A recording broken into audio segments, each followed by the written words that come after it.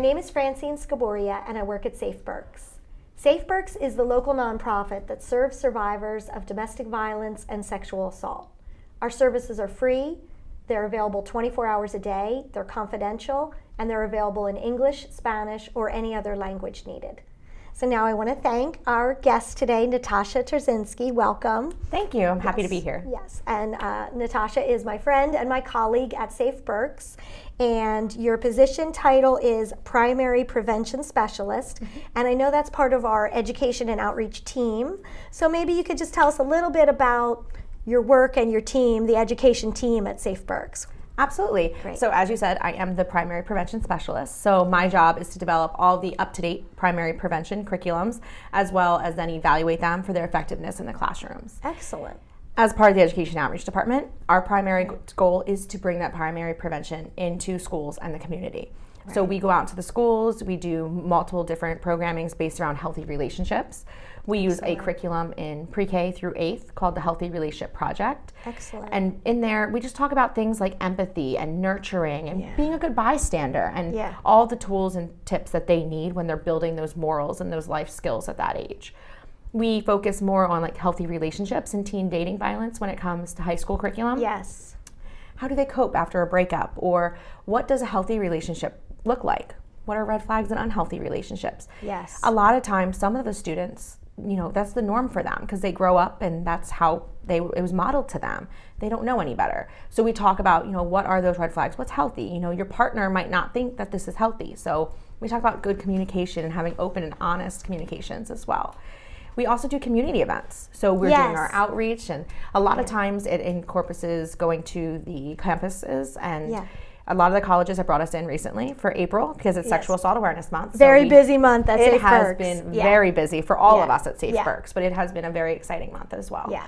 I think just last night, you guys, some people from Safe Berks were at Kutztown University for the Take Back the Night. Yes, we were. So myself and Stacy were there at Take Back the Night. It was a great event. Excellent. Excellent. Well, thank you for everything you do and your team, because I know, just as your colleague, I want you to know that I appreciate what you do, and going out to the community to prevent these violent crimes from happening before they happen, that is just the absolute best thing. Right. So. We can't stop violence from happening if it's already happening. We got to stop it from happening at all. So if we don't stop it before it happens, we have to worry about the more services for after. Right. We're providing services to survivors 24 hours a day, but everything that we can do to prevent there being more violence in the future is just so crucial. So thank you. And I know there is a very exciting big event coming up that the Education and Outreach Department works very hard on, and that is Camp Safe Berks. Yes. Can you tell me a little bit about Camp Safe Berks? Absolutely. So Camp Safe Berks is our big event of the year. It takes place 1 week out of the summer. It is a day camp for teens aged 13 to 18, as long as they're current seniors. Excellent. It is going to take place at Albright this year from July 15th to the 19th. Excellent. While we're there, we really dive into the root causes of violence, like we were just talking about, like how to prevent violence from happening. Yes. And we talk about oppression. So there are power groups and less power groups, and we really dive into those issues, and we talk about them. And the students can talk about them and tell us, how is it affecting your daily lives? What do you see when you're at school? How does it affect your community? Because they're from all over Berks County. They're not from one set school district. So it's nice to hear the views and opinions of all of them. Yes. We talk about things like racism, sexism, heterosexism, LGBTQ plus issues, ageism, even classism. Yeah, that is awesome. And I know that you were there last year, you were a big part of it, and I felt very lucky to be a part of it last year too, as a Safe Berks staff person. So when you look back on your memories from last year at Camp Safe Berks, what kind of sticks out in your mind as some of the significant things? I say one of the most significant things was the inspiration that the students left me with. It gave me hope for the generations to come, really seeing how they came together and formed an alliance. And it wasn't just an alliance between friends, it was an alliance between kids from all over Berks County, as well as our adult volunteers. We all became one strong, powerful alliance. And it's really important to dive into those issues and then also become allies. So letting those kids know that these are issues, but this is how you can serve your community and become an upstander in the community as well.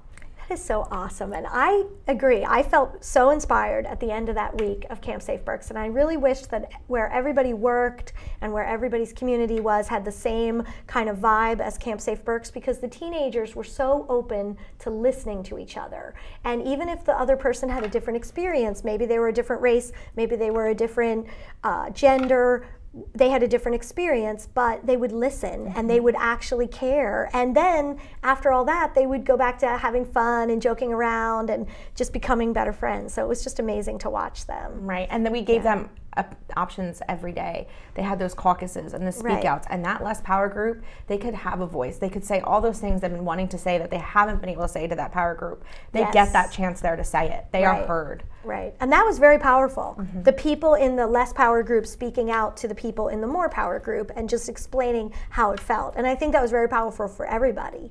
Yeah, that I was agree. Awesome. It was very inspirational even to me.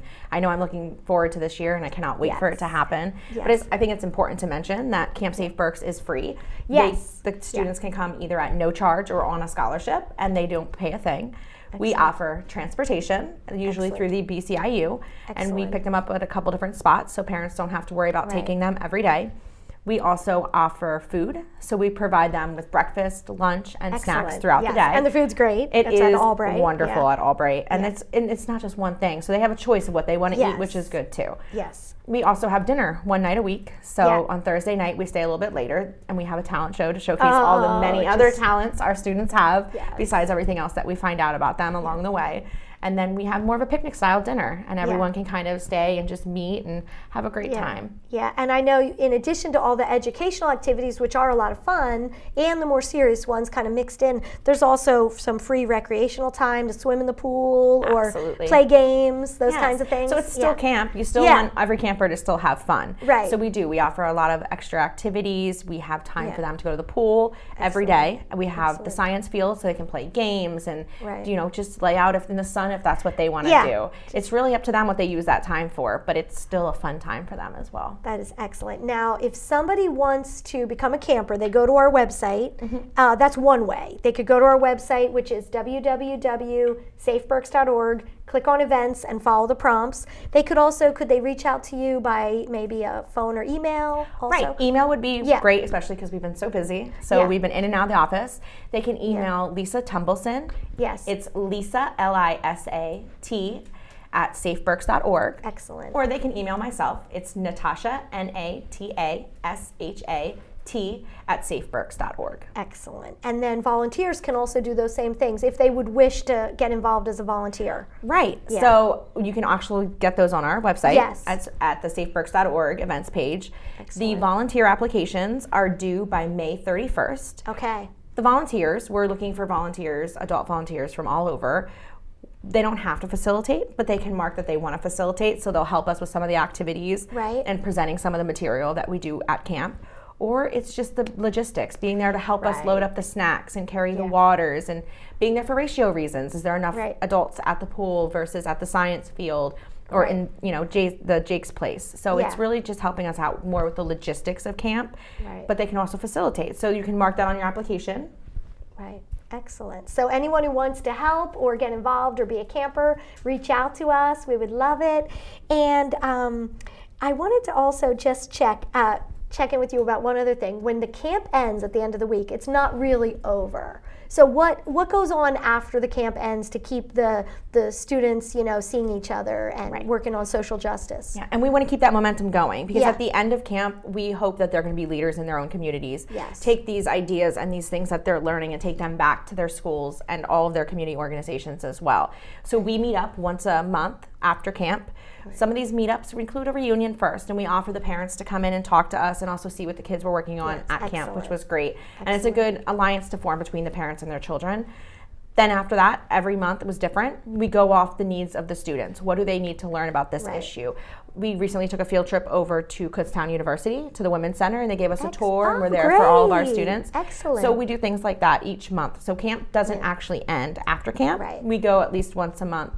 and have some of those camp meetups just to keep that conversation going, keep that momentum going, and see where do they need help from us and how can we be support to them to be allies in their communities. That is so wonderful. And so you really are helping to build the next generation of social justice leaders here in Berks County. Right. And that's wonderful. If you or your child is interested, our application deadline for campers is June 21st. Okay, great. So there's plenty of time to get involved in Camp Safe Berks. And thank you so much, Natasha, for being on the show. Absolutely. Yes. Thank you for having me. Yes. And any information about Safe Berks, you can find most of it on our website at www.safeberks.org. Thank you.